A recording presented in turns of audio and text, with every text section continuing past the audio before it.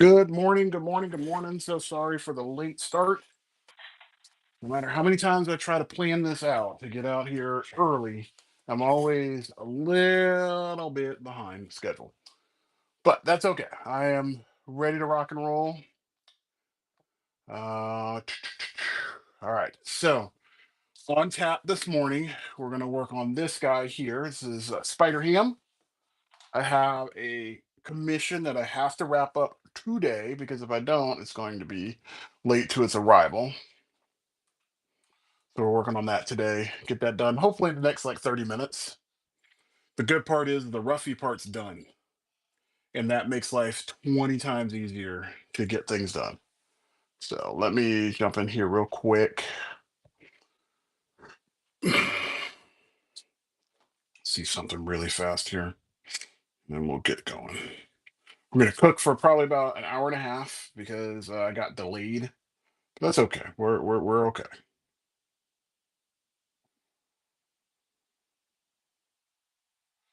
Okay, let me go here.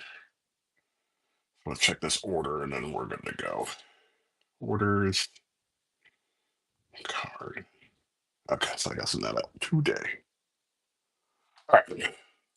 All right, so Spider Ham is the one we're gonna work on. I just have to get my template ready, and then we're ready to rock and roll. So I'm very happy to say that we're in good shape.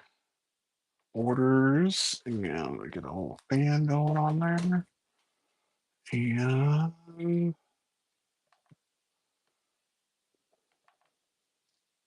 go from there.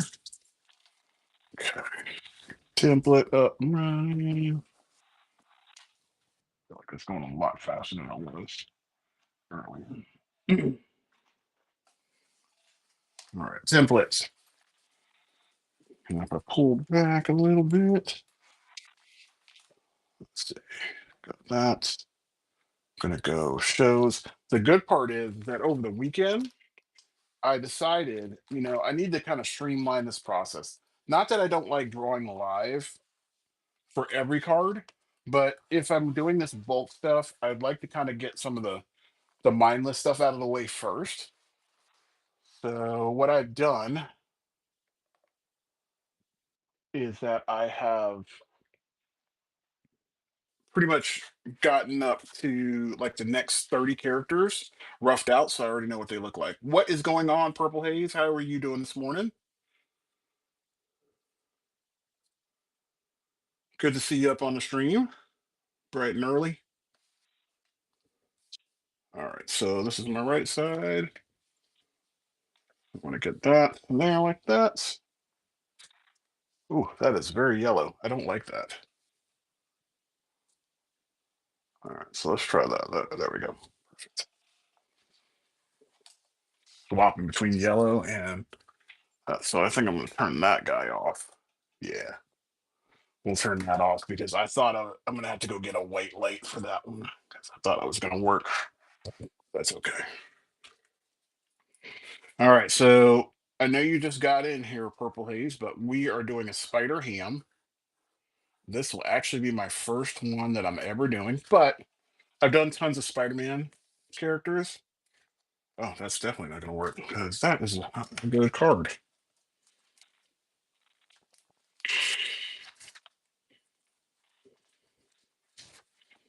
In fact, look, I got three of them all ready to go there. My stuff shifted. So that was actually, that's Riri. So Ironheart. So I'm going to do that one.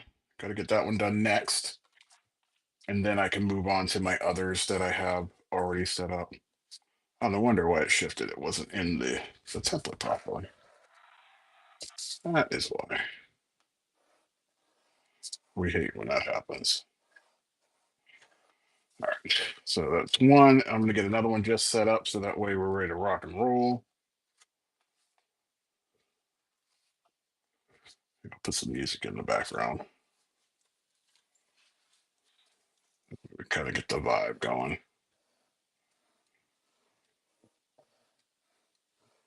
Okay, perfect. All right, so that is that. We're good to go there. So Spider Pig, we're gonna get going and get rocking and rolling here. And hopefully we should not have any more technical problems. There we go. So again, I have my roughie for those that haven't seen it. That's my roughie. And then that's going to go on this card. So we're going to hustle up and get that done. Get some music going.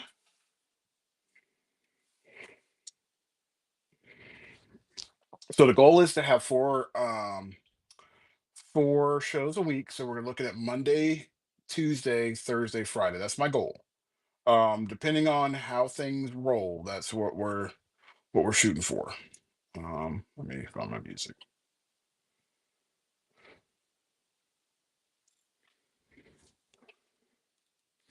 What's up, Center? Let's see here. Let me see what I want to do.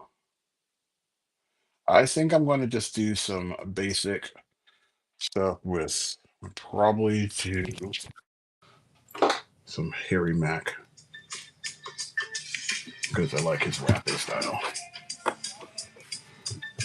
Okay, here we go.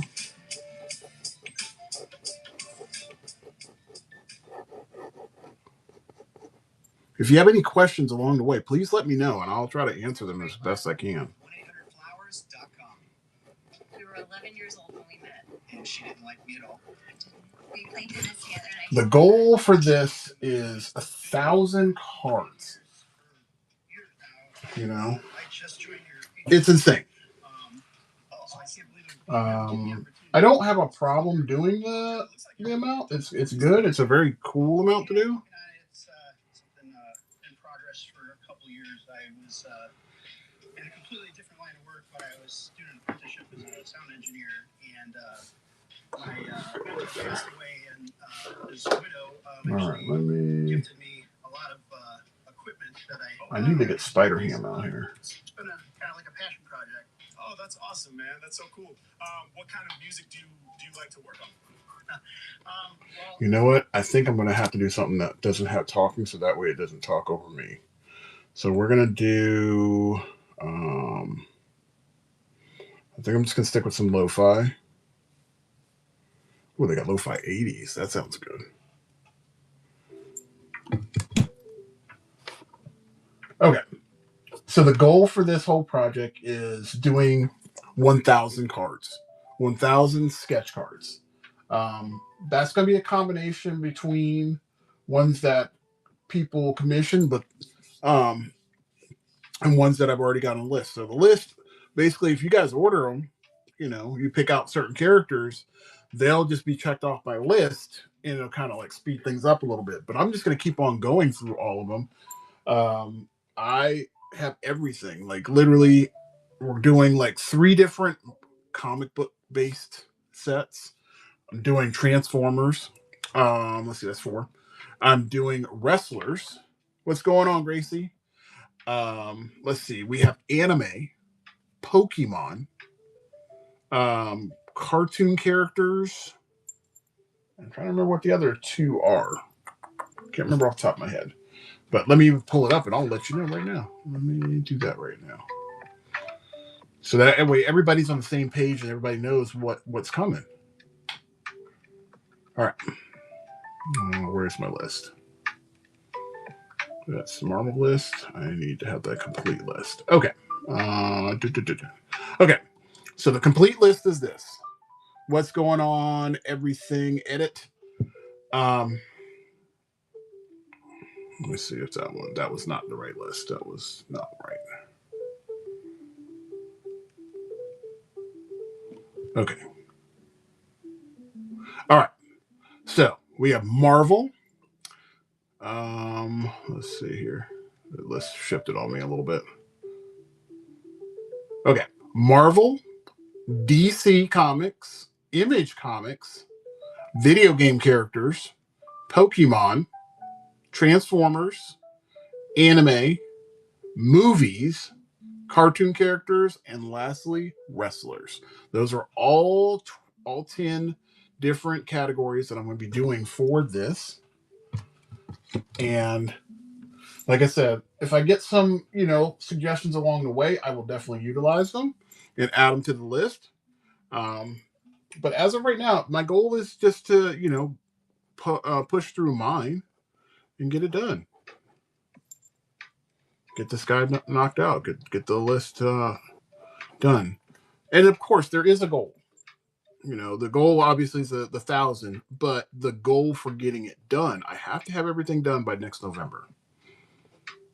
Because I started it at the end of November, I have to have this whole thing done by the end of November 2026. So this coming up November.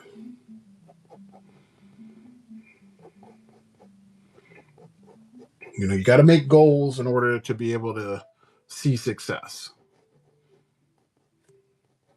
Has to be measurable. A lot of people don't do that. What's going on, All Power? Just working on some sketch cards here. I'm working on Spider Ham. This is my first go around with this character, but I'm looking forward to him. He looks fun. Thinking I might put his hammer in his hand versus not.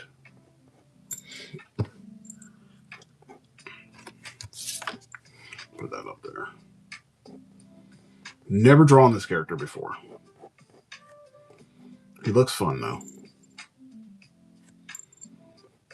Gotta give him that pudge belly.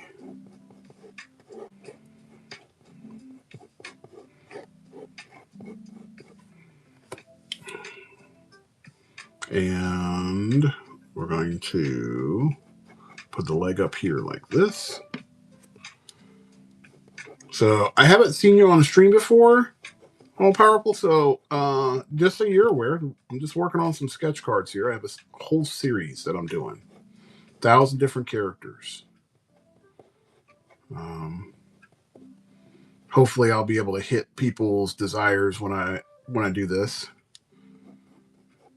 I'm most looking forward to seeing what happens when I do the Pokemon one, because it could either go really, really good or really, really rough. I'm hoping it's going to go really good. From XL to M with walking by Halloween. Regular walking?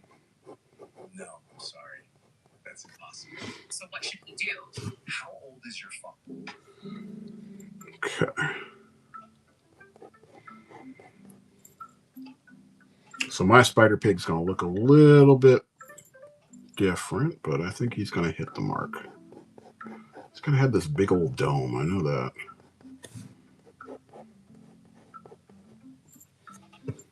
And I'm going to make him have the Spider-Man web shooter kind of deal. How many fingers does he have? He has 3. Okay.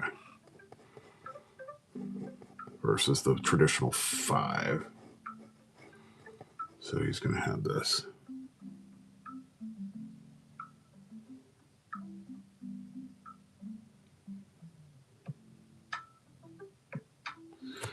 Oh my goodness. If you're taking on that absolute Batman, congrats to you.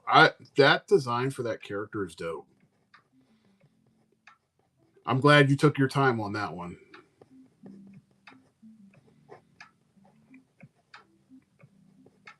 I'm very impressed. If you get a chance, let me know what your social is, and I'll go ahead and take a look at it.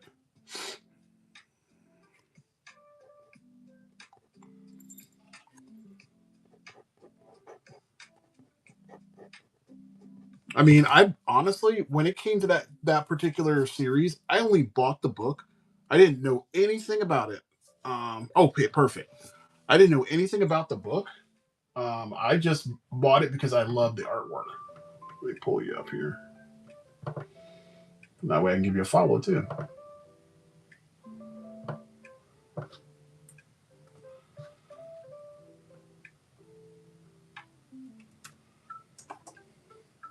Yeah, I just like the chunkiness of all the characters.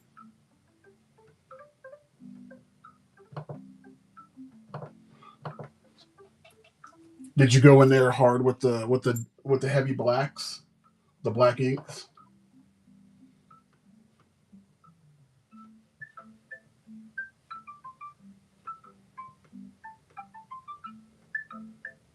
Is this your artwork on your IG, or is this other people's artwork? Because if this is yours, this is dope.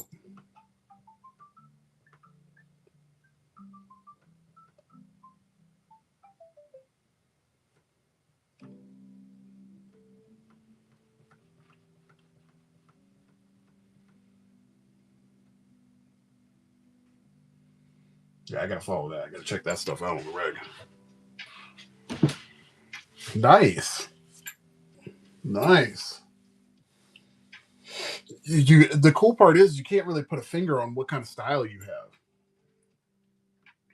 You got a very eclectic style, which I like.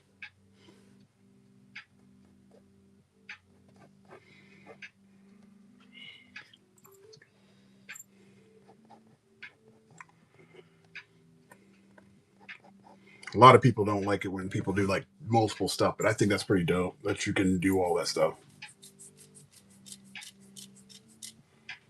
Yeah, and that's good. Again, I tell people, you know, when you're able to do multiple things, you're very very much more in demand. How do I want to do his hammer? I'm going to have his hand back like this. Yeah, never limit yourself. I have some students that I work with because I teach at a college, and a lot of my students are like, I do have an anime style. That's the style that I like to do, and I'm like, I think that's great, but I also feel like you need to be able to have more in your toolbox than just the anime style.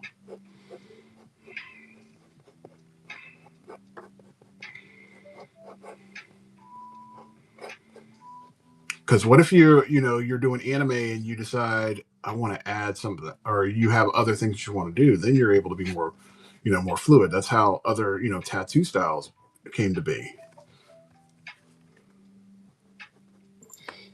I almost made this my own kind of hammer. Okay, well, I can't do that.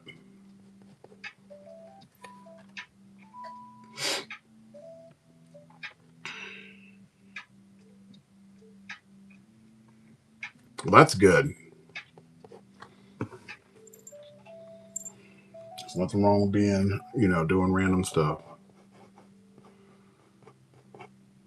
But the fact that you got, who did I see in there? Ultraman.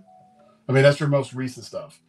But that absolute Batman that you did, that gives a new, fresh look. What's up, Ronan? That's a fresh look to a Batman. And the fact that you did that on a sketch card, that's sick. I mean, there's one where you have courage on there. It kind of reminds me of an old, like a, what is that called? Garbage Pail Kids kind of card.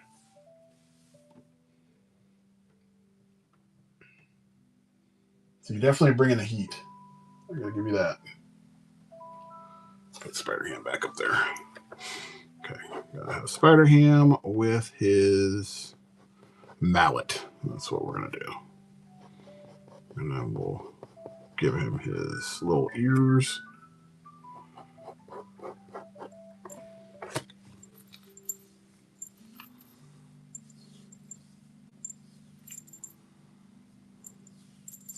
Hey, I'm telling you, man, when people recognize good stuff, I give respect where it's due.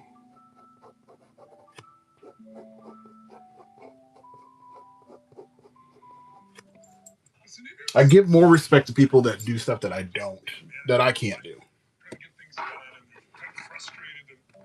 Because I think that's a craft, that's a skill.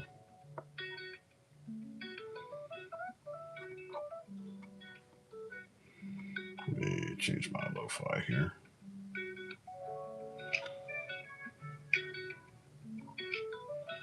Do the hip hop one.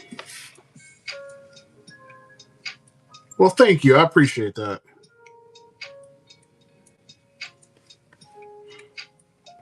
Glad you guys popped up on the stream.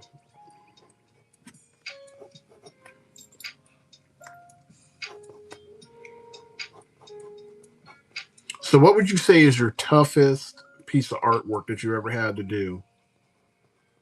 Commission or personal?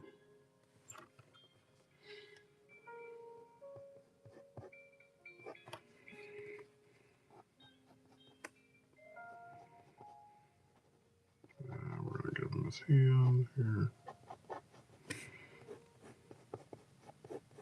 Because I have a couple of my books that I've had to do.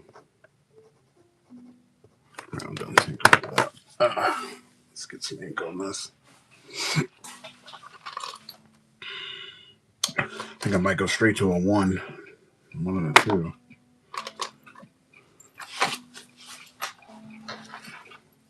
Yeah, I think I would say out of all the stuff I've had to do, or not had to do, but stuff that I've done, is stippling.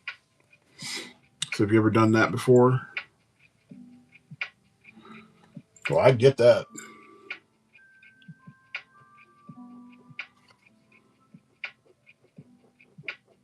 Why is my pen not working? I don't get it. That's the card I was supposed to work on. But... Oh, that one's a dud. Oh, there you go. You just need it to work. Just need me to work with you. Okay.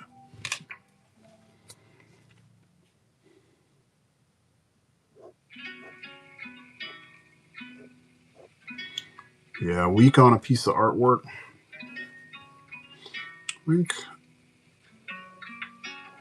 don't think I do that anymore. Unless it's something I really have to come back to. It's like huge, then I do that.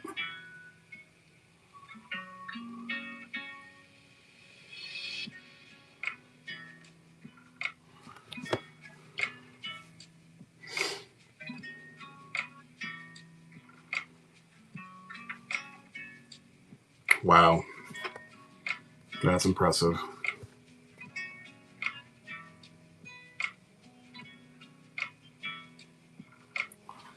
Yeah, I think when I'm doing fan art, to be honest with you, like this kind of stuff doesn't take me very long. But I think when I start doing stuff that requires a lot more detail, i.e., doing like what is that? Graphite. Graphite takes me a lot of time. That's my 5. I don't need that one. Wow, so graphite is typically the one that really gets me the most. If I'm doing colored pencils, that'll get me too.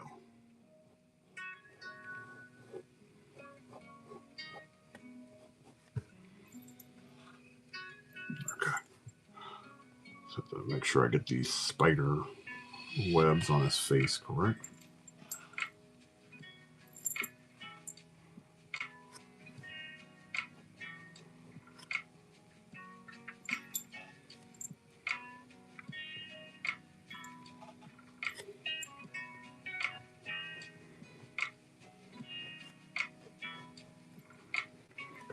Yeah, colored pencils is probably, next to graphite, the hardest medium I've had to work on. Painting is not that hard for me. Because because I've done so much digital, it kind of flows very well. There we go. So it all feels the same. It took me a little while to get my skills down for doing paint, though. I had to mess up a lot of stuff. But once I got that skill down, I was in good shape. Okay, so 3 fingers.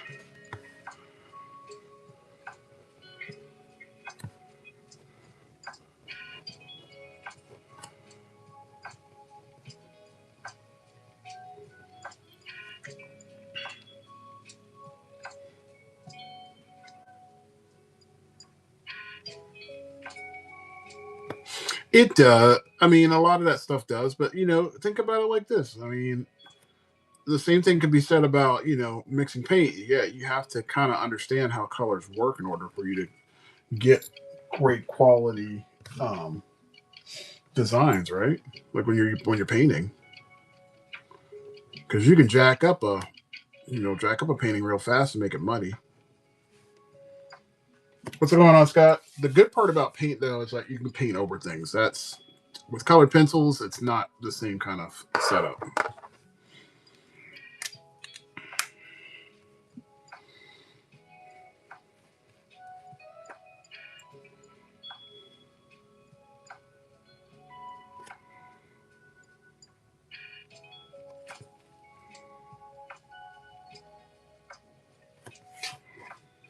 You can always tell like when an artist is really focused because they get quiet because they want to make sure that they get those lines right.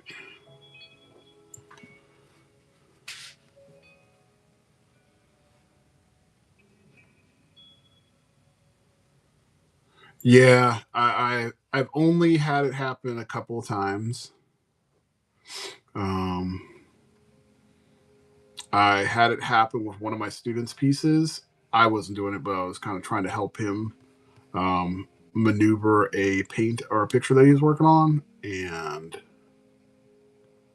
he went a little too heavy with one of his colors, and there was no coming back after that. And we weren't doing mixed media because if we had done mixed media, then I would have been able to save it. But because he was trying to keep it all consistent in colored pencil, that just crushed it.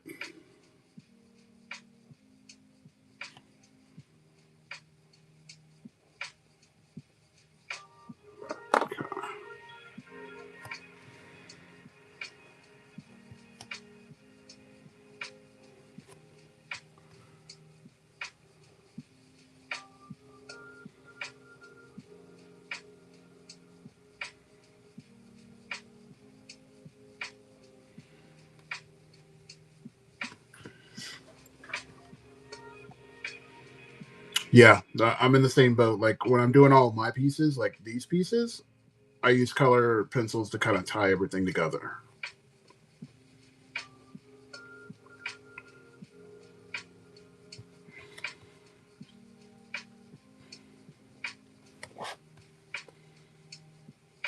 I think there's good ways that you can use it to highlight and halo things really well with those.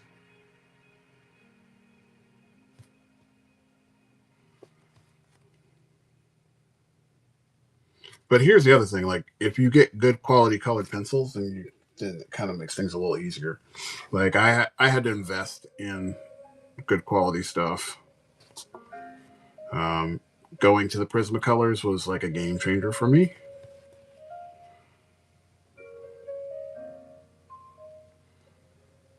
I had to do that. All right, here's what's going here.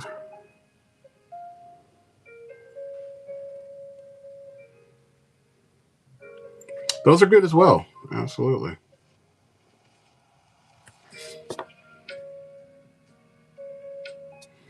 Yeah, I was fortunate enough. The person that taught me, that's what they recommended, and I've never gone back.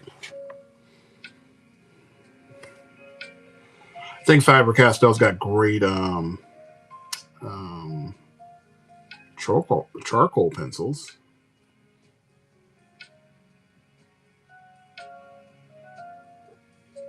and I love the markers that they have.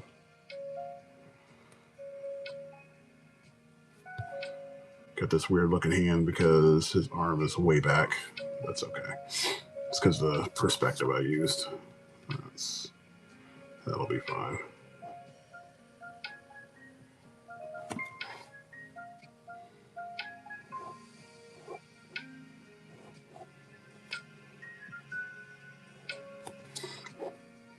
Definitely trying to figure out how to add this mallet in there.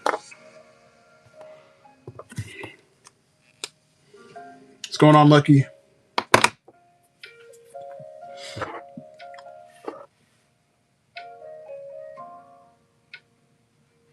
Yeah, I kind of like I use the borders um, because I like to see if I can break them.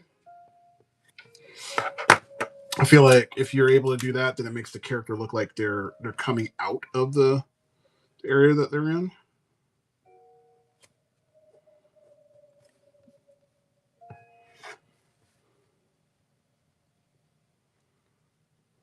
So I came into comics in a time where this was like a no-no.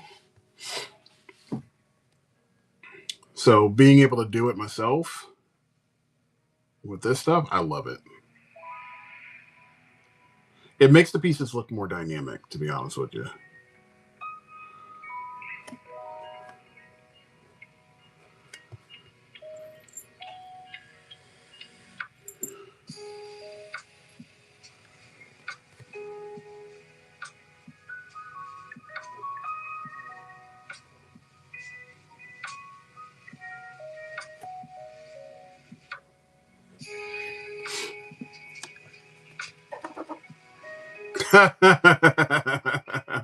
Yeah, I remember those. Even when I was learning how to draw comics, that was one of the things that um, when you even look at the Marvel Drawn the Marvel Way book, they never broke panels. I used to live and die by that book. And that was one of those things that even when they were showing you, now I don't think they ever said it in the book that I can remember, but it was one of those things that when they were showing you the process, you never were able to do that.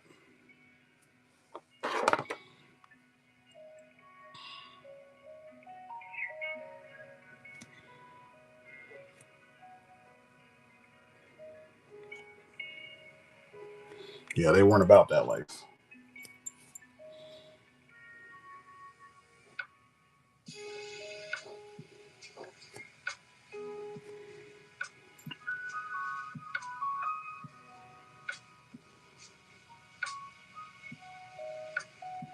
Yeah, I'm in the same boat. I wanted to do it, but at the same time, I learned more doing my own stuff. And yeah, there's processes that you learn when you're going to that school, but there's things that I learned, being an independent artist that I will never ever be like, I didn't want to do that way.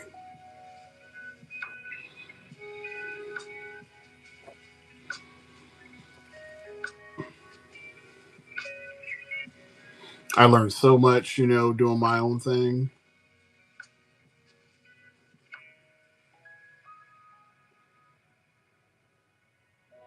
I wish I had, because, things like learning how to properly ink and, you know, storytelling would have been a lot easier learned if I'd had somebody walking me through the process. But, when I learned, it was before YouTube was in place and all that stuff. So not a big deal.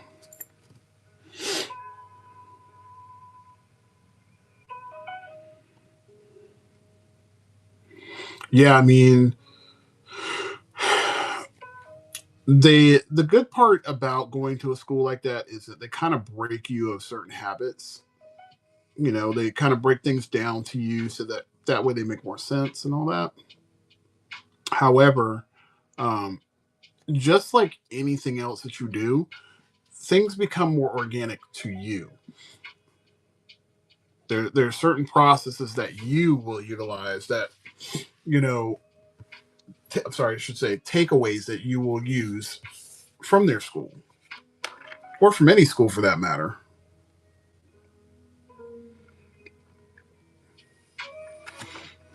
I don't take anything that I've learned and be like, that's the only thing I'm gonna utilize. I have multiple things that I pull from, multiple sources.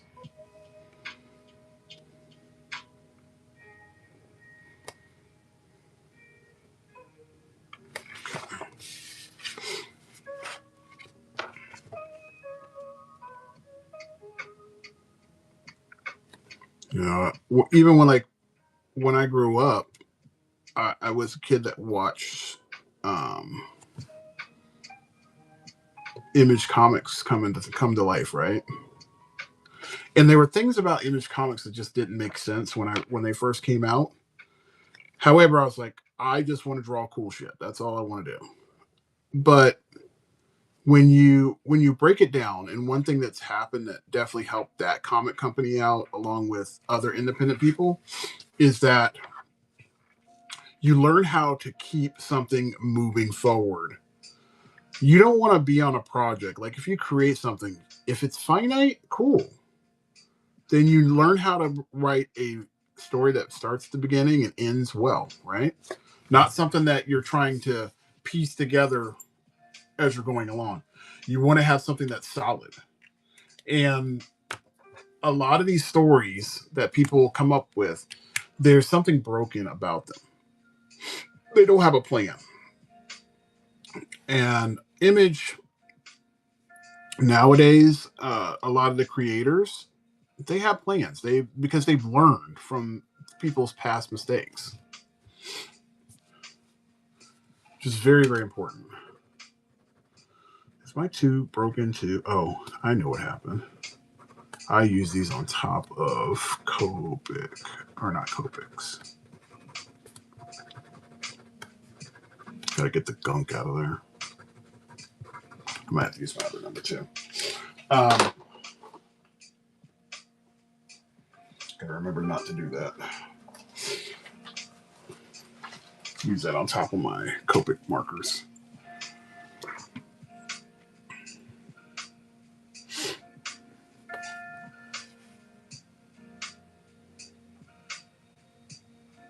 Yeah, those were rough times. Reading those books. I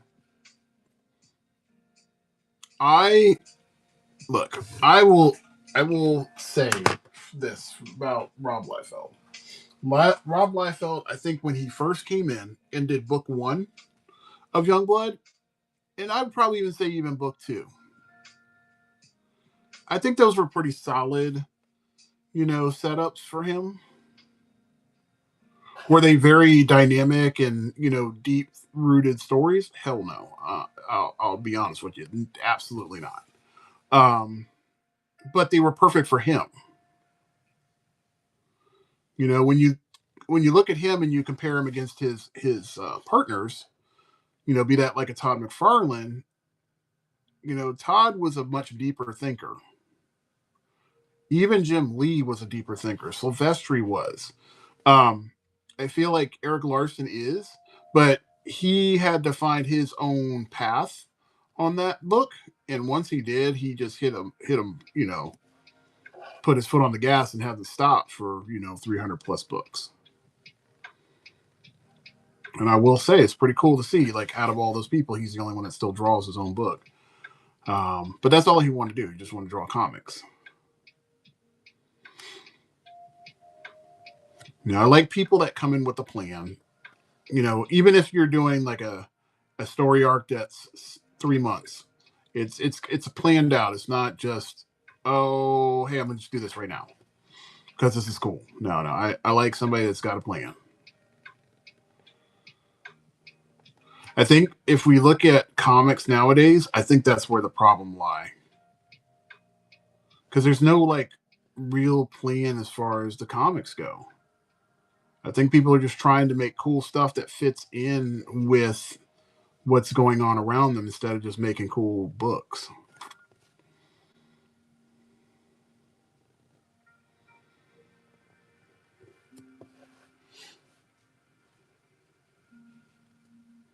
Yeah, I mean, case in point, probably like, I'm going to say 10 years ago, we were inundated with nothing but Deadpool. I think right after his movie or right before his movie, I can't remember the time span, but there were probably, 12 different Deadpool series.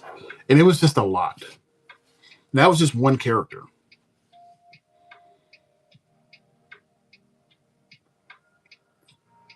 I mean, I'm not sure how old you are, but I will say this much. When the cool thing about the 90s and even, late 80s comics was that there was a limited pool of books that were out there. There weren't numerous Spider-Man books, numerous X titles. There were a limited amount. And I think with that, it made it very easy for you to come up with stories that were valuable. Now it's hard because now you have to create all these stories that are fitting into all these different books. It's almost the same kind of problem that they're having at Marvel right now, or Marvel as far as Marvel the MCU stuff.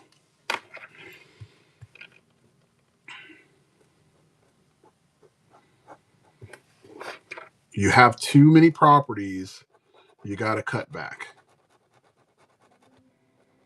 I'd rather have less and have have stronger stories than have more and have weaker stories.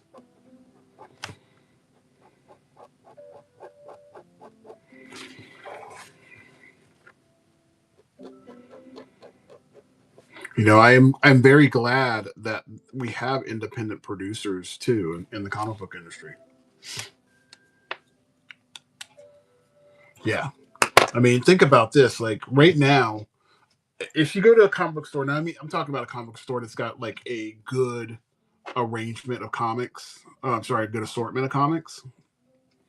You'll see that a majority of those comics that they probably order are from Marvel or are from DC, and they take up a lot of real estate. Whereas when you get to other comic companies, even being independent and, you know, like Image and stuff like that, they don't have as much real estate, but their stories are better. There's a reason why Saga did so well. There's a reason why Walking Dead did so well, you know, because they're not like everything else. There's a reason why Transformers is doing, you know, gangbusters, and Transformers Rivals is doing so good, because it's not like everything else. Yeah, Invincible is the same way. Invincible is still working off the story of a superhero, but it's deeply rooted as a person coming of age story.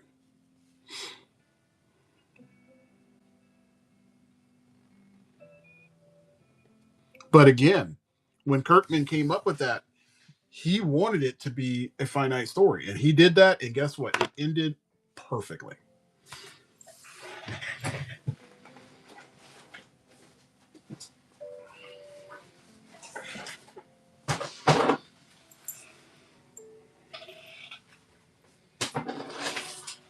You know, when I look at stuff like the whole Walking Dead thing, as much as people love it, that's one thing where I can kind of say it fell off the rails, and I'm talking more so on the TV show.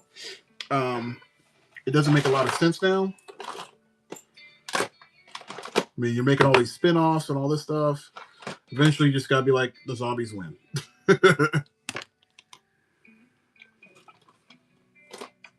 Alright, missing my red. I gotta find it.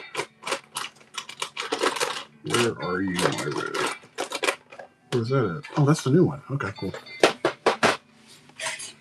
Hey, you too. Take care, Ronan. Good hanging out.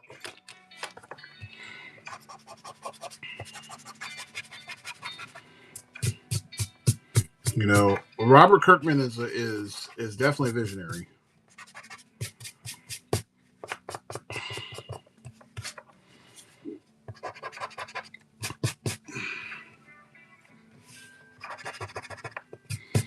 I mean, I'll be honest with you.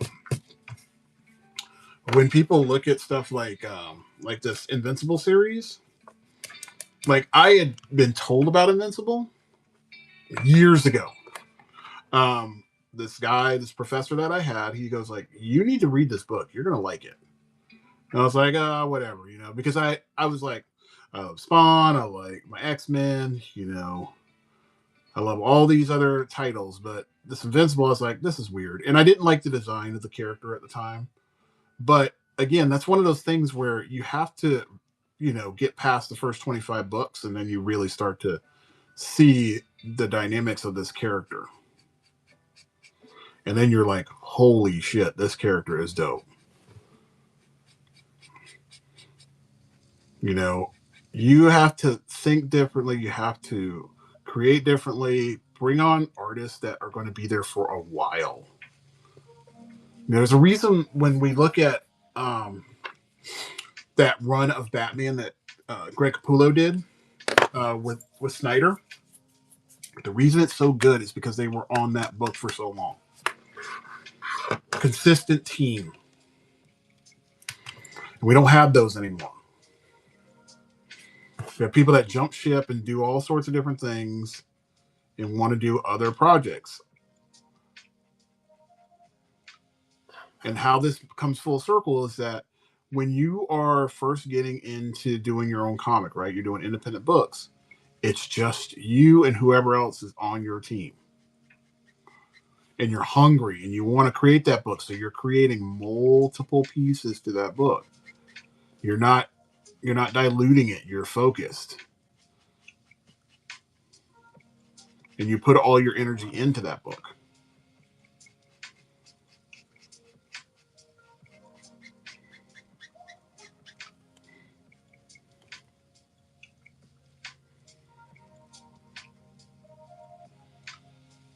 You know, when we look at, manga, it's the same exact thing.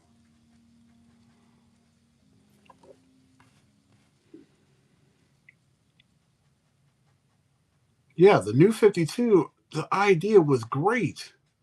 You had teams of people and they focused on their individual books. They weren't working on all sorts of different stuff. However, how you doing, Kate? The problem that they ran into is that there was too much. You had too many things coming out at once. The price was insane, right? So, yes to having all of that material. I love the ideas. I love the creativity. I love the direction that they were going to. They were rebuilding a universe. Great.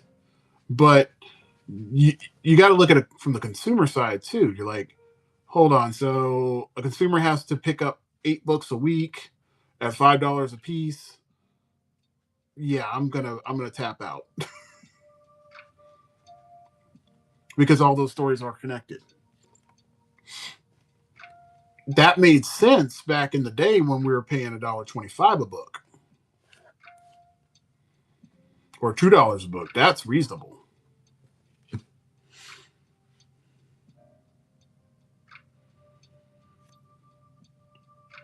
Yeah, I mean, when we were reading X-Men titles or even, Spider-Man titles, right?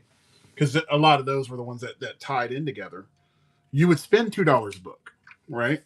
So $2 a book and you're buying 8 books. That's $16. It's not bad. That's a $20 bill. We're good. Call it no problem. Right. But the thing is that, if you're charging me 2 times as much, $40 a week at 4 weeks, that's insane. You can't do that. You need to have the book come out monthly. $20 a month is much more digestible than, you're coming out with these series of books every week.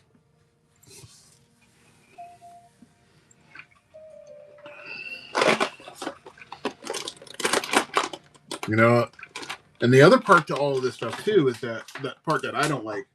And I know these companies got to make their money back, but like they had all these covers come out, and I'm a big J. Scott Campbell fan, so they did a whole bunch of Rivals covers that he did, and all the Rivals covers, you would either get them in a set, like you could buy them individually, and they would cost like $20, if not more, or you end up getting, or you have to buy the books. If you got lucky, you get them for like $5 or $20, depending on what store you went to. And that's just a lot of money for the average person to spend. So from the consumer side of things, I know that these comic book companies can do better. If Todd McFarlane himself can get his book down to like $2.50 a book, I know major companies like Marvel and DC can do the same thing. I just understand they're trying to do that because they want their profit margins to be higher. But it'll stop me from buying books altogether. It'll stop me from doing that. And then the kickback is this is their flip side to it. And I know I'm going on a bunch of different topics, but I really want I want to drive it home. The kickback on it is that they'll be like, okay, well, if you don't want to spend that $5 for the book, you can get this online service for $20 a month and you can read the books unlimited. No, because now you got me locked in on a service and I still don't have the book. I'm all about the tangibility of something. I love that. I love being able to, I hate to say it, smell the pages, feel the texture on the book,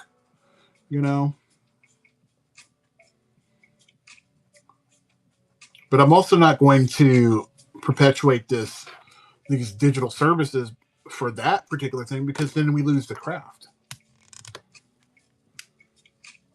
Yeah.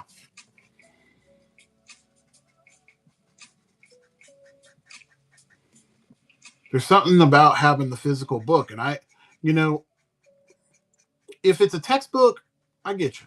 I can do a textbook. I'll go ahead and order a textbook all day long online. That's fine. But when it comes to a comic or something that I'm really going to value, that I'm going to use on a regular basis, I need to have that book. I need to be able to pick that thing up, crack it open, and read it.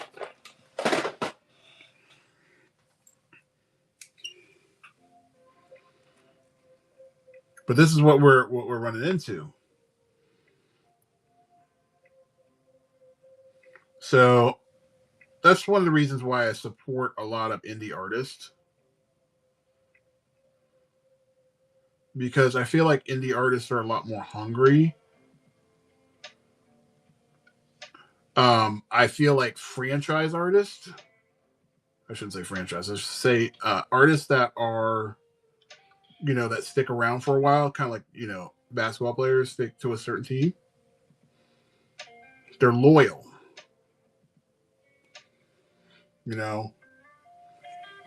Like when Humberto Ramos jumps on a book, he'll get that book really going. Like he'll cook for about 20 books, which is good. That means you get a nice little run with him. I wish I could say the same thing with like people like Jim Lee, but he doesn't do that stuff anymore. He's got more responsibilities that he has to do, so it's not the same.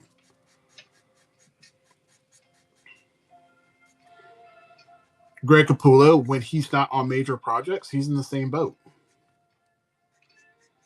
Like right now, he's working on his own book, but when you get that book, oh boy, you're about to get something fire.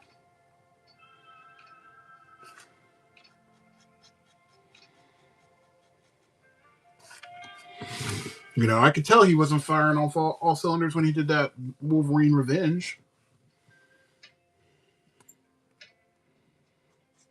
But that's because, people that know that artist know what he's about to do. He's dropping Creech soon.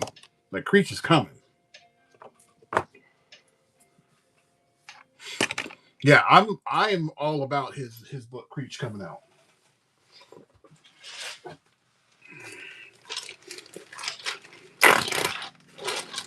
Now I know it's not like the artwork. I know is not going to be on the same level as what he did years ago, because what he does is a little more simplified. However, he is a great visual storyteller, and when he's got passion projects, his work is even better.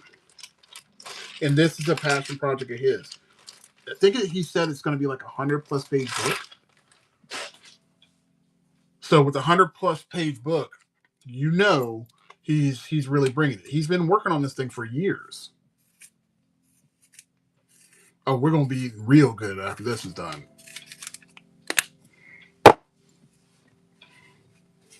I mean, even if he wants to kickstart it, I'll that's one book I will definitely buy if he kickstarts it. All right, coming in with the shadows. Yeah, I used to just buy Spawn covers. What's up, Kay? Great show, by the way, yesterday. I used to buy Spawn books just for his covers. Like once he was off the book, that's all I would buy his stuff just because I saw him doing a cover. because he's got so much flair and so much energy into everything that he does. Thank you. Yeah, I'm working on Spider Ham. I've never done one before, so this will be a first for me.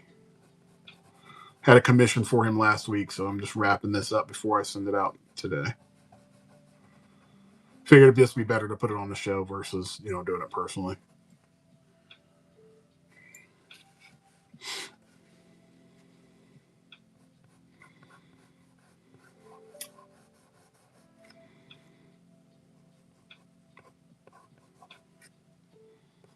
Yeah, all this fun stuff that's coming out. Coming down the pipe.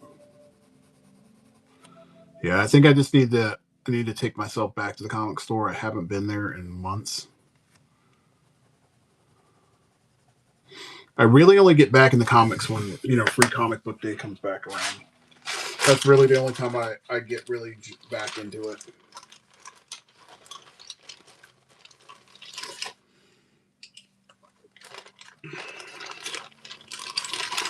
Do I have a darker blue?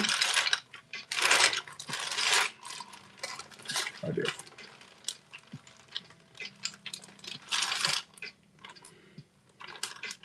Or I did. Oh, I did.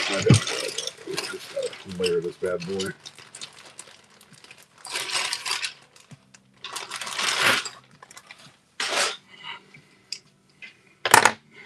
Yeah, I order all my blanks. The only problem that I have is that I have 2 comic book stores that I really frequent. One of them is super close to my house, and the other one that I go to, which is my longest standing comic book store that I've worked with. They're the first ones to ever let me put a book out there. They are probably about an hour away from me. Worth every penny to go to because the store is amazing and it's been amazing for years. In fact, they're the ones that let me go on this adventure as far as creating these cards the first time. So I did my first set of 700 cards for that store. I just went bananas. It's during COVID because I was trying to help them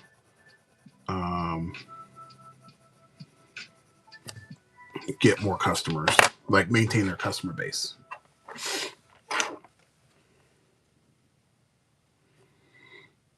You know what? You don't realize it until you do the tally. And I wasn't counting them. I would make them. I would cut up my boards and do the cards. Now the cards that I did, now this is the best part.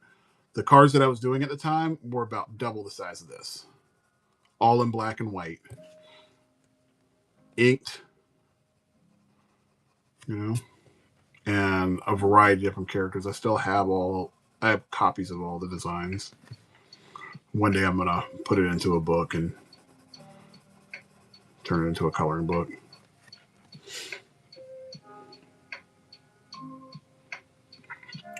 No, I'll put the book. I'll make the book and I'll put all 700 characters into the book.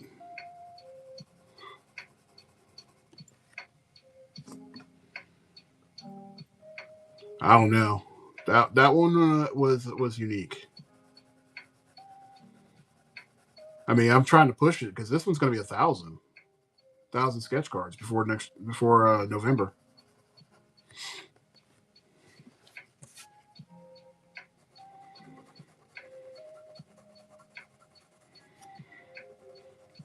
And that's also, with me doing other things like my business that I do, my graphic design plus teaching, plus doing all of the other prompts that are popping up during the year.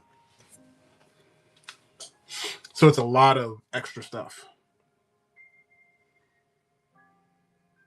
The way that the math worked out, if I do it all, it worked out to be about 20 cards per week.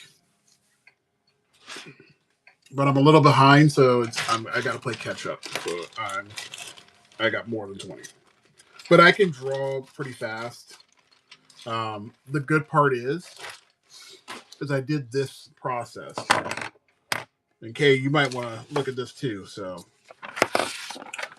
because I don't want to really draw and waste time on the fly, I went ahead and did little pre mock-ups of every character, so you can kind of see, like, this is where he was, and then this is where he ended up being.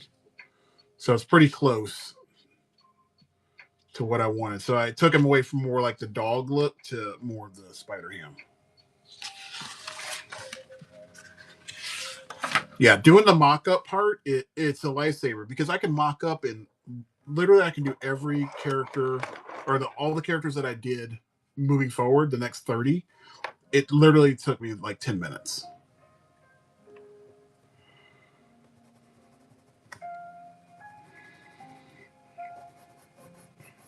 I would love to light box them, but here's the thing. I like seeing the like if I have any like little pencil bits in there, I like to have that on there because it still gives it that authentic feel and look. It's got that sketchiness under there. And especially if somebody wants one that's in black and white, then they definitely get that.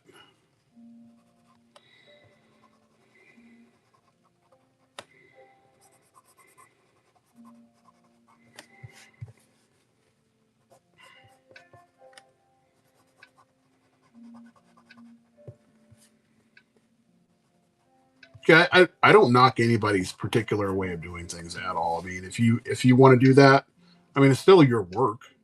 I'm not going to knock you for that. It's only when you do other people's stuff that I'm like, oh, I'll call you out for it. I'll be like, you can't do that, dude. Like I've legitimately seen people utilize other people's work and play it off as their own. That's the only time I'm ever going to call somebody out.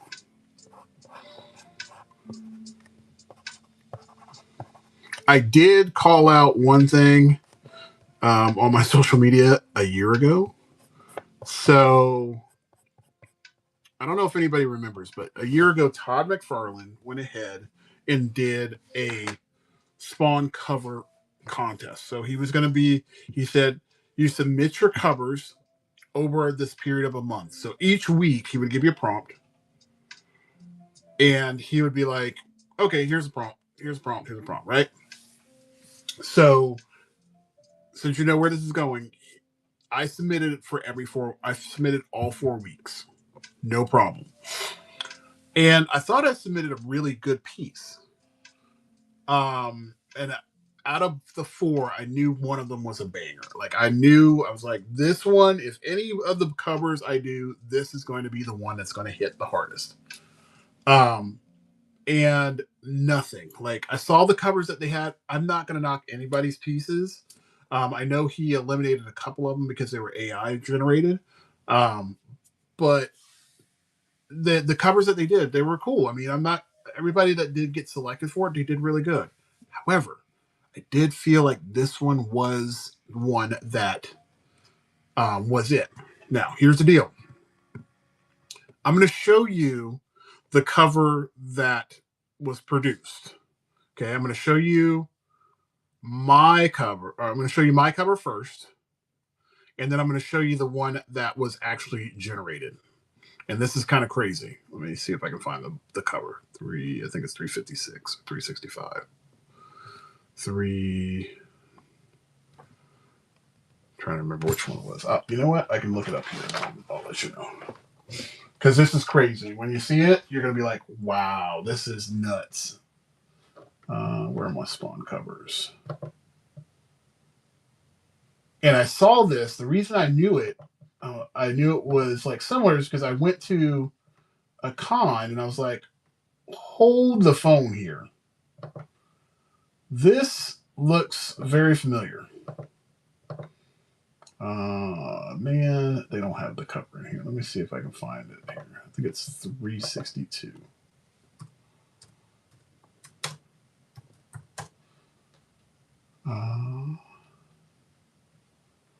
Let's try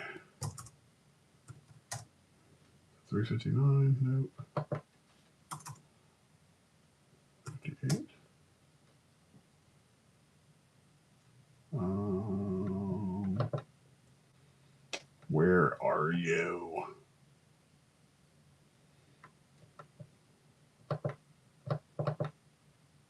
trying to think which one it was. 352. Oh, we're getting close. I know it's in here.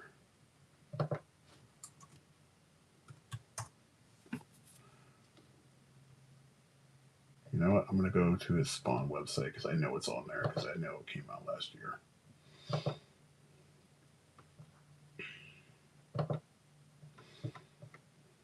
Where did you put those? You archive. There it is. September of 20.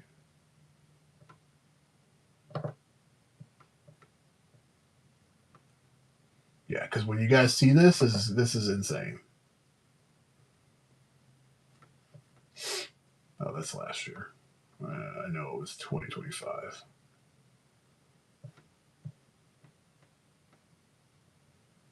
It's 2026. Ah, here it is. Okay, it's 366. Okay, so I'm going to show you my piece that I did, the one that I submitted. Now, mind you, I created this piece well before it was ever submitted to this contest. In fact, I have a date stamp because I did this as a skateboard cover. So where are you? Oh, you know what? Even better. There you go. So the cover that was done by Brett Booth is over on the right, and then my piece is over on the left.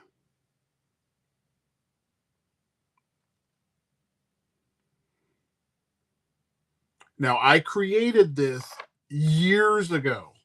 In fact, a client of mine has the original piece. Trying to see if I can find the piece that I did. So this was done on a skateboard. Now, I'd use that mock-up, but this is the actual piece. But that was posted on May of 2024. That book did not come out until July of 2025. Yes, I know he saw my stuff. I know they saw it, and I know it.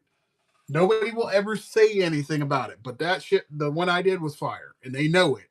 They just never will say anything about it. There is no way in hell that they had somebody else do. It's the same exact fucking pose. The only thing they did is he took away the gun and gave more detail to the character. It's the same exact piece. And I walked over. So I was at a convention last year. Todd McFarlane was on the stage. And I promise you, when I see him face to face, I'm gonna show him this. And I'm gonna be like, look, did you guys see my stuff and utilize my stuff as a base for your cover? Let's be real.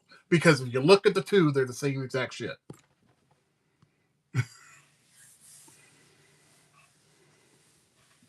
I know that one day I'm going to see him face to face and I'm going to ask him the question. I'm not pissed off about it. I'm just shocked that it actually happened.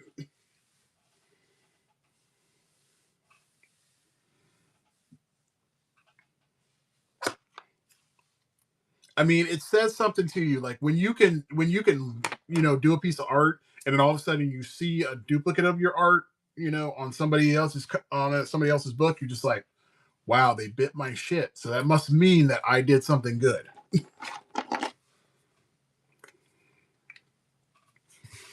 I showed my wife that. I was like, holy crap. What's up, Marsh?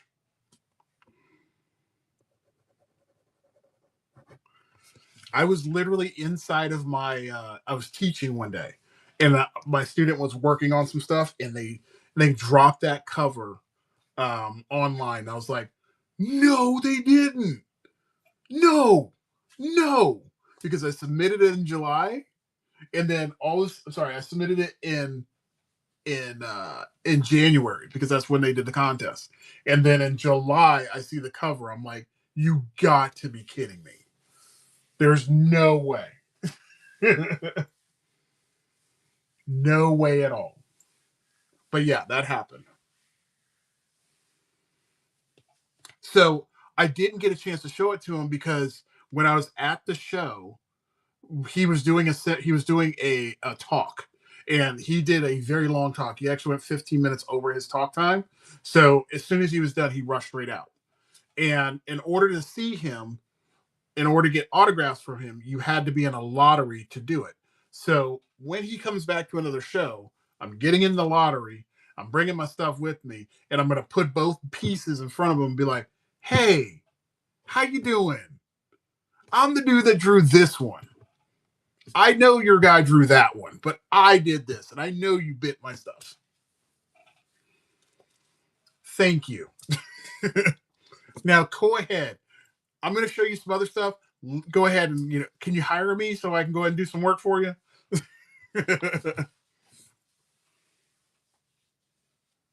I would have loved to gotten paid. You know what would have been better? Just put my shit on your book. That would have been way better. Or give me a credit. That would have been way better. Because then I could say my shit was published on your book.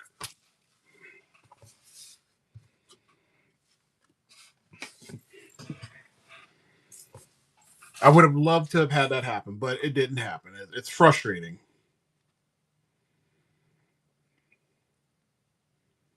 But it's okay. You know what? I know what the truth is. And at the end of the day, I know this is one thing I will say. People that utilize your ideas and that put your stuff out there, right? Or tweak your stuff, that lets you know that you caught their eye. You have caught their eye. You are doing something that somebody else is like, I like the setup for that. Let me go ahead and push it. Okay. I try not to spread hate. I just want people to recognize that if should it ever happen to you, you could either like come at them, guns blazing, or you could come at it from a different perspective. I chose to come at it from a different perspective. My wife, when she saw it, she wanted to rain hell on people.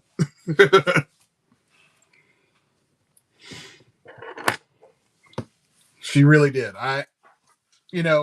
But the good word is that I can put this out there and people will see it. People will see that this happened. It happens in companies. And this is not the first time that this has happened with a person in their artwork. Never. Yeah, I mean, companies bite ideas all the time. That's one of the things that when you put your stuff online, you have to be aware that this might happen. That is his intellectual property. The only thing that I can say that I own is what I drew.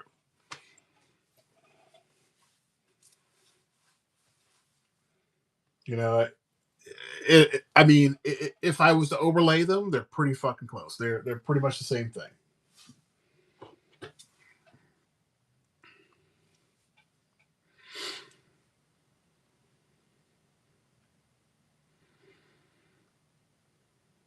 But I'm not going to cry or bitch about it at the end of the day. I will just be like, hey, you know what?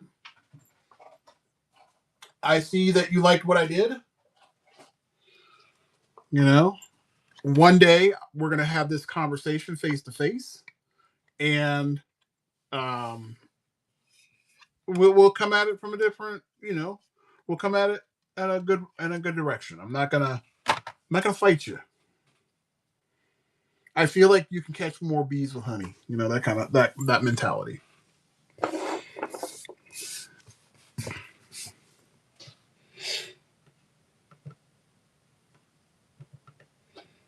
All right, so let's go ahead and do this. Oh yeah, I have no doubt. Like, I know, like, if I had met Todd McFarlane 20 years ago, this would never have happened. But I think, meeting Todd McFarlane now as he's an older gentleman, more seasoned, you have those conversations with people and they'll be like, yeah, we saw it. I remember it. and then we move forward and we try to, bring about a positive conversation to, hopefully get him to see my stuff, if not mine, other artists that are down the road, and really push their work. I mean, one of my guys, and this is why I can tell you he sees stuff. So one of the people that I know, his name is Rob Duenas. He goes by Sketchcraft. Now, I've been following him for, I'd probably say like 16 years now. Been watching his work, actually longer than that. It's probably been 20 years. So I've been following his work for years and years and years. Now, he pushes stuff online. He does all sorts of different artwork. He does all sorts of different mediums. But he started to do like video game characters, and he developed this design style called like a saucy, and like a new version of like a chibi. And then he also added this other thing where he did it's kind of like a chunky style. However, his stuff has a lot of energy, kind of like that of a Scotty Young. So it's a whole hodgepodge of stuff. And I know that, Todd and his group had been watching him for a while, because he had caught, some fire doing, t-shirt work. He's done some comic book work. But he didn't do like internal, pages for years.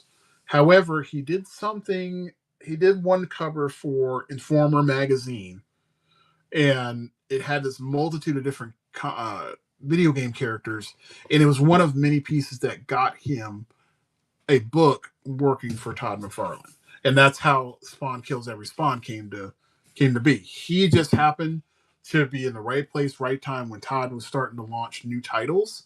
And that's when he was launching, the Hell Spawn and Gunslinger Spawn.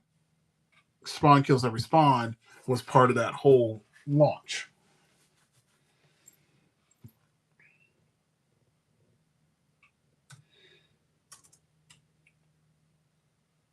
And there's, I will never talk bad about that man, because I get it. Like, you put your stuff out there, there's a good chance like somebody's going to see something and be like, I'm gonna put this to the back burner. Maybe I can, use this kind of setup. I know that's going to happen, because as artists, if we look at a lot of stuff, we're going to see stuff and kind of like burn it into our brains, because if it's stuff that really like kicks, like it really hits hard with us, we're gonna be like, ooh, I might want to use that setup. I like that design and all that stuff. You might even catch it watching a movie.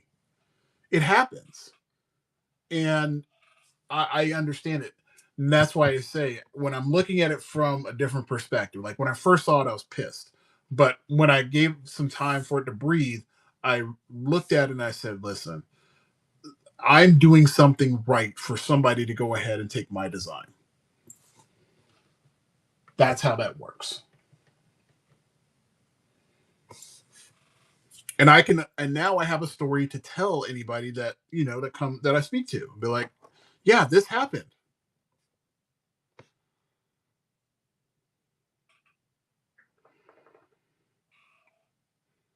Yeah, there is the ripoff. I will not lie about that. That's why I said, when I have the conversation with him, should I ever get the opportunity to talk to him face to face, I'll say it.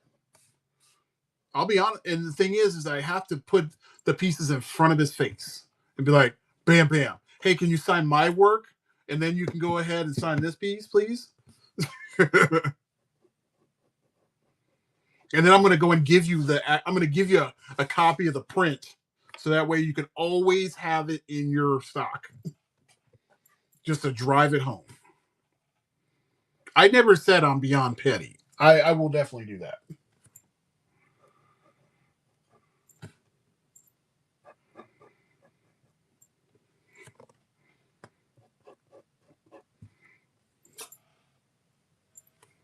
Because I also do feel like, as artists, we don't need to, not get some credit. Or, you know what?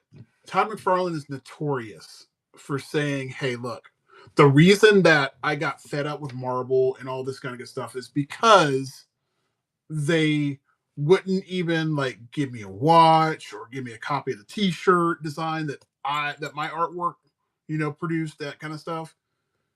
A little thank you goes a long way.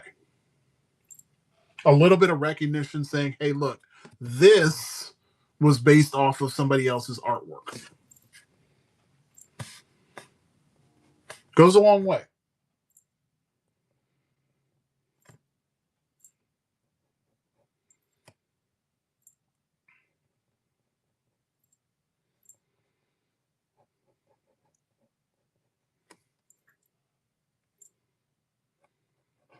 So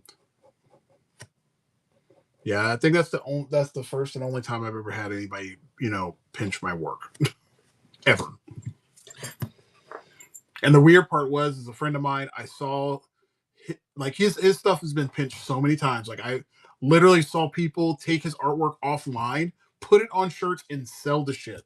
And the there are so many people that are fans of his that support his work that they would go to these conventions. They'd be like, "Hey, that's not your work. I know it's not. See, this is the actual artist here, and I know you didn't get his permission because he's a buddy of mine.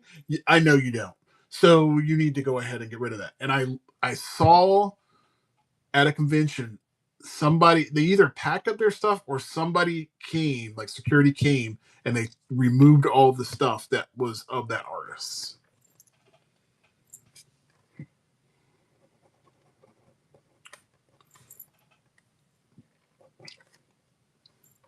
So I thought that was cool.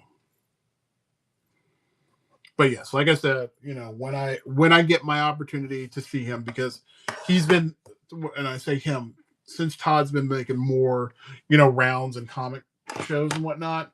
When he comes back around, I'm going to be sure to, do my due diligence and making sure that I get a one-on-one and be like, "Hey, how you doing? So good to meet you. And this is for you."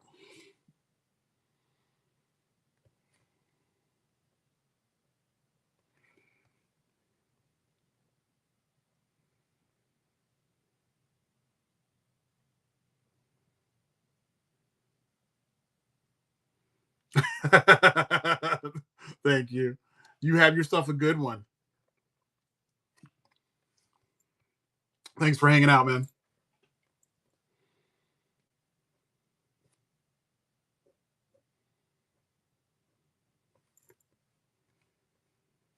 So, Kay, are you working on stuff today?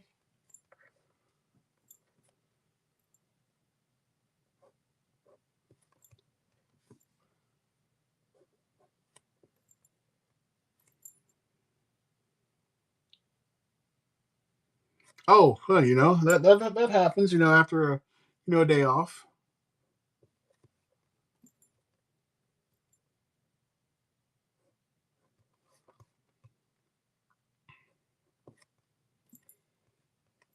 You did good on your stream. It seems like the butterflies are going.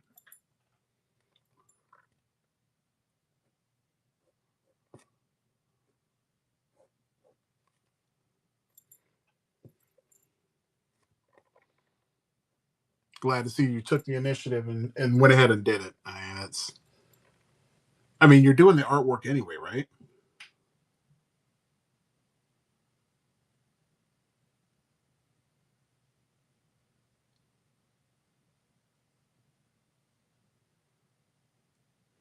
Well, I don't know if you would consider that bad because, at least you got orders coming in, right?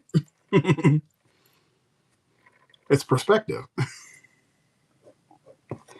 You could have one of those jobs where nothing comes in.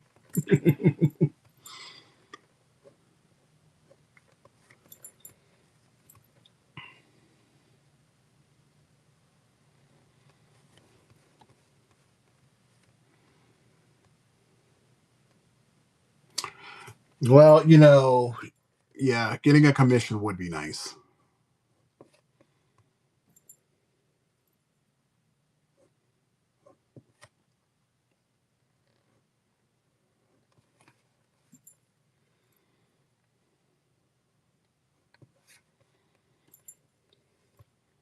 But it's just straight online sales, right? People just do orders, and you guys are just doing fulfillment.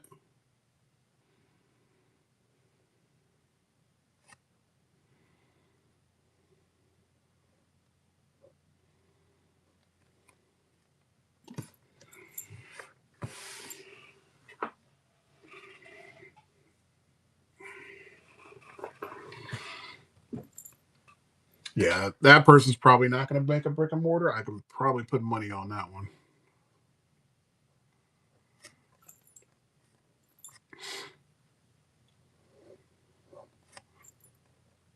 That's the thing. A lot of these companies out here nowadays are not doing brick and mortar because they don't want to spend the money to maintain them. They'd rather just get a warehouse, get a couple people, and those people just run those warehouses.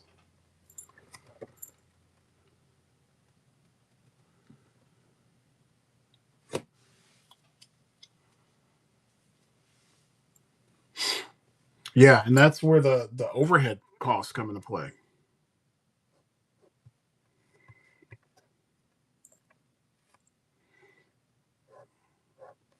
You know, I realized this and I understood how this market worked. Um, so I don't know if you got like a Best Buy near you, but this is how Best Buy's new model is. They they now, yeah, that's probably, yeah. So Best Buy no longer is where what it used to be, where they would be the spot where you would buy, you know, all of your TVs and stuff. They still have all that stuff there, but now companies like Samsung and Lenovo and all these other companies, even Apple, they'll come in and they basically buy their space. It's like they're leasing space. That's really what the new business model's like. Instead of having your own, you know, brick and mortar spot. The benefit though for them versus what you're doing, obviously, yeah, you do have the social interaction.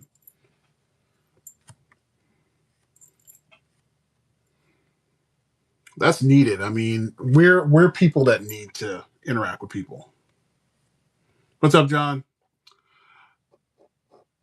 We're not meant to not interact with each other.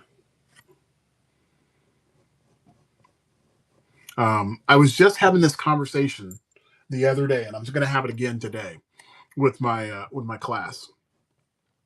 But anybody that remembers comic book companies back in the day, even the ones up in Marble, and I don't know if they still have this or not, but they used to have like a bullpen, and in the bullpen is where you would draw. Basically, it was a whole bunch of cubicles, or sometimes they would have, you know, just a whole bunch of drafting tables, and people would just draw and illustrate their stuff, and you know, be able to look at the stuff that other people were doing. Yeah, and that's important. You need to have that because it's only going to make things better and easier, builds more camaraderie. But think about that. Like if it's only three of you, that person only has to pay y'all's wages. They only have to pay for if you guys got insurance with them, they only got to pay that. They got to pay insurance on the building or the home or the house, and then make sure that their business is insured. See? I almost feel like you're getting screwed over on that one. Almost. I mean, they should take care of you better than that.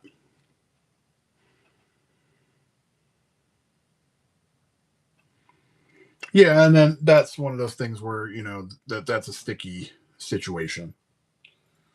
My only hope is that that friend takes good care of you guys. Like the pay is good.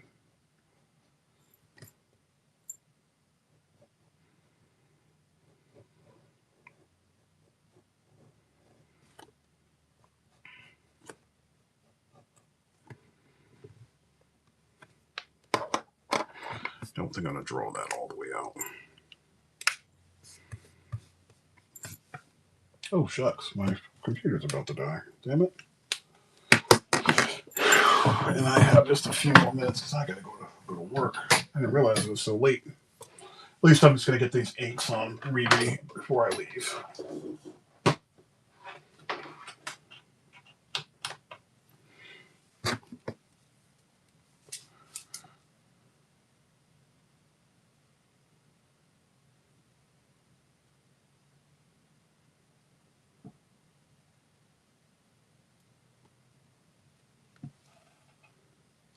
Well, that's the thing. I mean, if that person is doing their thing, they got to take care of their employees, friend or not. I mean, at the end of the day, you guys are employees to this person, so definitely need to take care of you. Because if not, you're just going to lose people that know the system and have been operating it very well. And I'd rather have loyal people on my side than people that I don't know.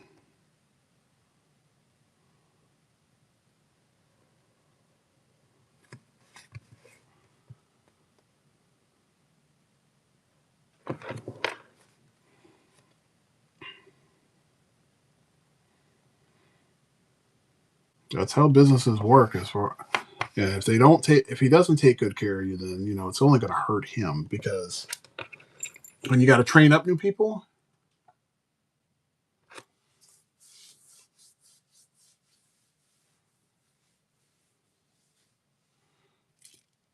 yeah, I mean, he's got to take care of people. I mean, I'll give you a case in point. So I used to work for a company, and when I worked with them, I wanted them to really look at the grand vision, right? And the grand vision was, we're gonna make this place even better than what it is. We need to um, really focus in on training, consistency, um, retention, and quality leadership. So this company that I worked for, unfortunately, in the many years that I worked there, I think they went through 6 different leadership changes. 6. And in that company, like, it was small. I think we had probably, like, I'd say 30 people. And, that's hard. Especially if you're doing turnover every year. You can't build something when you're doing something like that every year. It's not feasible.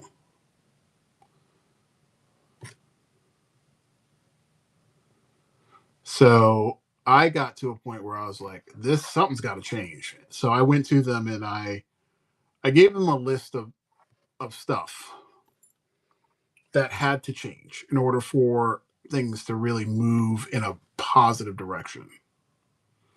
And because people were stuck in their ways, it never happened. Ever. And as a whole, the long-term effects started happening. Like, there was profit loss, there was angered employees, and you can't survive that way. And honestly, it started to show. It took a few years for it to happen, but it really started to show. The cracks were there. And when people started leaving, that's when it really started to show. Because your good quality people were like, I'm done. I'm not doing this anymore.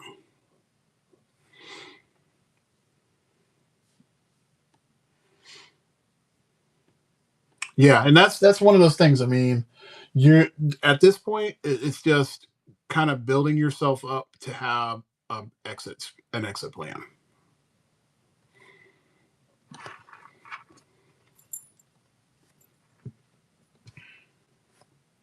And you'll know when it's time. I don't know this person, so I'm not saying that they're bad or anything like that. My thing is just that I firmly feel that you should always take care of your employees.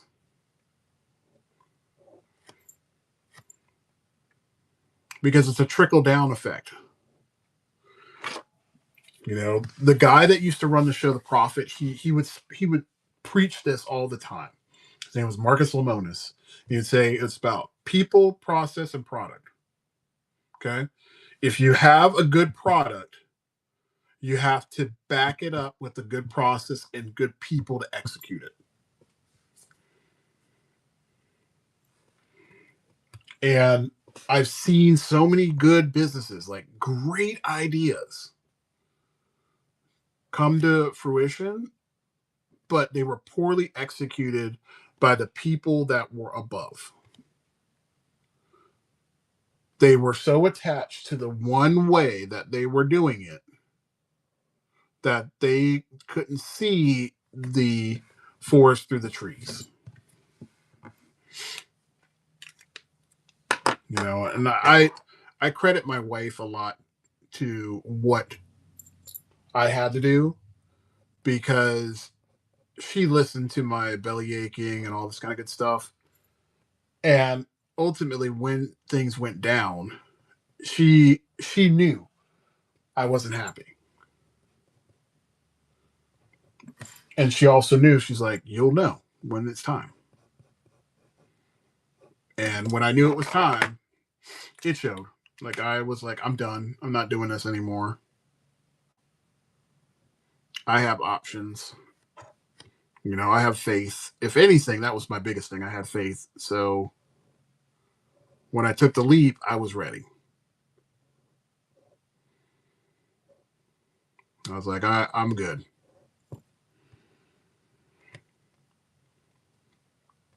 So you'll know. You'll know. And you guys will be perfectly fine on the other end. You know, my hope and my prayer is that the guy will take care of you guys and be like, you know what? We've had a very good year this year, and you guys have been spectacular as always. So here's a nice fat bonus.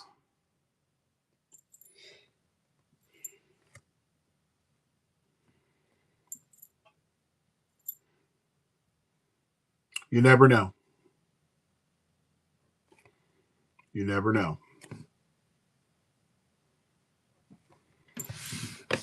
You know, people will surprise you.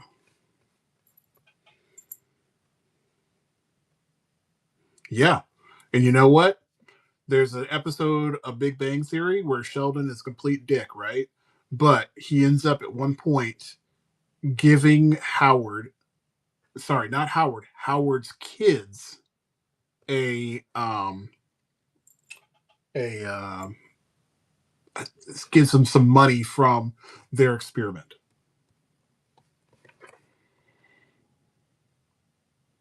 It's like towards a college fund or something like that.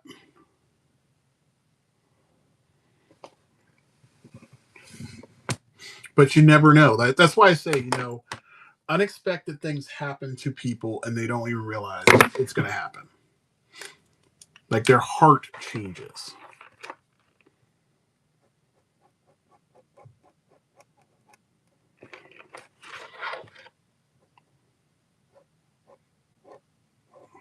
And you never know.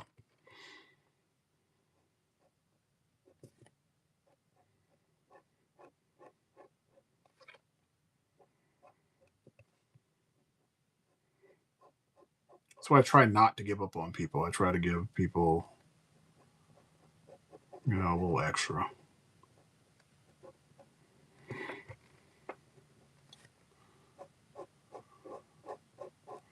All right, we're going to wrap this up and then I got to get on the road.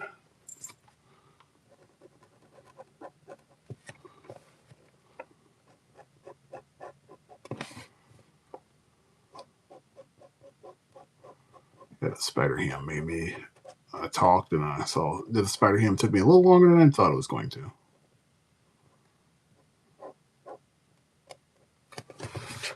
Okay, that's good. Riri's looking good. Never drawn Ironheart before, so this is a new one for me.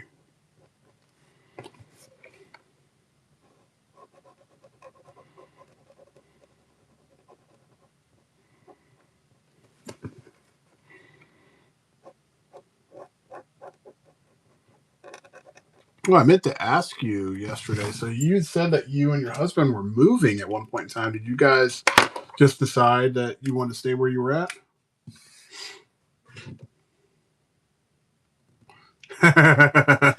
What's up, Steph? Steph.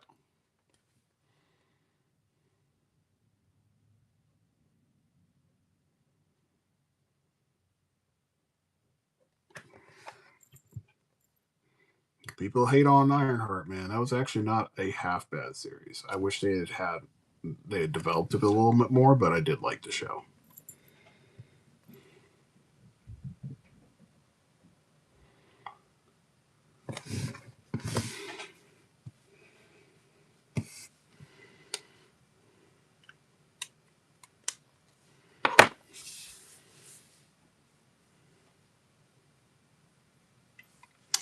I gotcha.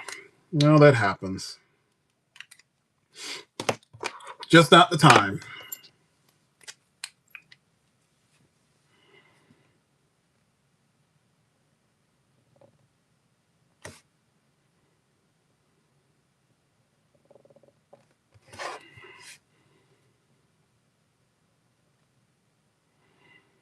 All right, so I think we're in a good spot because I think I've gotten.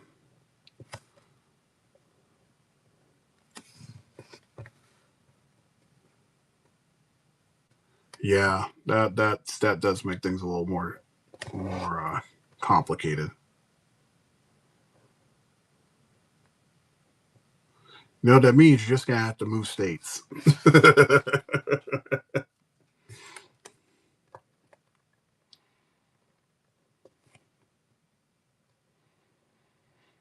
I hear parts of Texas and North or South Carolina are really nice.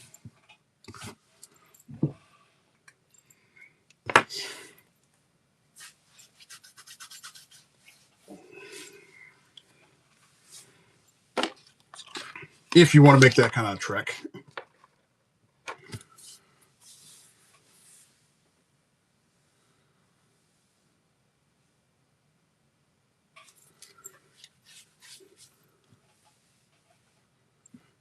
Why won't he go to Texas? I'm curious. Why won't he?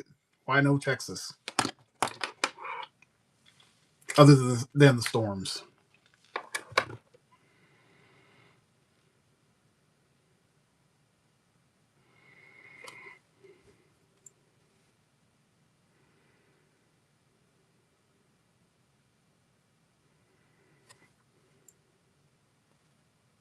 Well, you know what? Oregon's good. It's beautiful.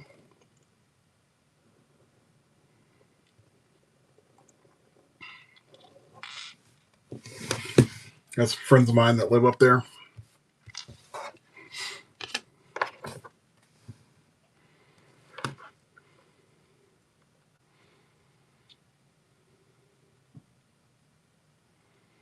Yeah, I don't. I know for me, I would never go that far north, but because I don't like the cold.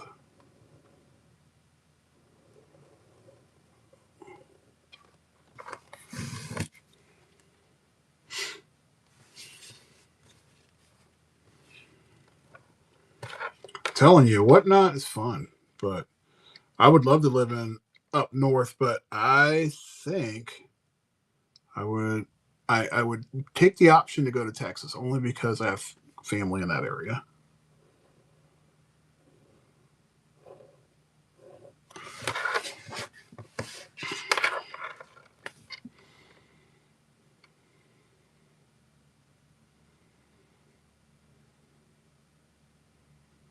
I mean, I like the fact, here's the benefit, like even Texas and North Carolina, that area, is because the housing market is way better in those areas. Like where I live in Florida, the housing market sucks. Like buying a house here is insane.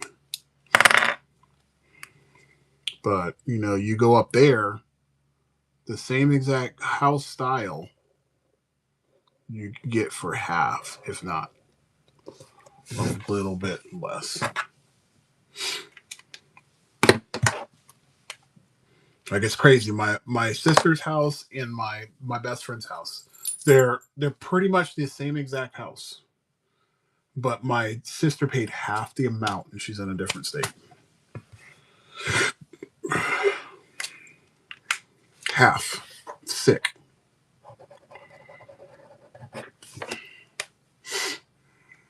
Yeah, it's not just crazy. It's infuriating because people work hella hard and they end up having to spend all this money here in Florida. All right, I have to put this stuff away because I have to sign off here in just a minute, guys. So I apologize. I mean, it's an in and out quick one, but I'll be back tomorrow though. I'm going to be back to do some work tomorrow, bright and early. Why do I have 3 cards in here? That makes no sense. All right, so tomorrow you do the same. Have a blessed one as always. So tomorrow we are going to be working on Iron Man. Holy crap, I didn't even realize I had that. So I'm doing Iron Man, Jessica Jones, Jubilee, Juggernaut, and Kazar. So those are the ones I'm going to be going knocking down tomorrow. I already got the mock-ups for them, so you guys will see them tomorrow. So please, I'll be on at 7 a.m. And I think I'm working until, tomorrow's Wednesday. I think I'm going to be working until about maybe like 11-ish. So please jump on the stream. Iron Man's going to be here first. Okay, so yeah, we have a 6-hour, we have a little bit of a difference, but I'll still show off the cards. And depending on how many people I have coming through, it may take a little while for it to get going, but I'm going to pump through all those as best I can. All right. Well, to the both of you, to all 3 of you that are on there, hey, you guys have a very blessed Tuesday. Please, if you have time, come on tomorrow. I'd love to see you, and we'll get cooking from there. You guys have a great day. Bye-bye.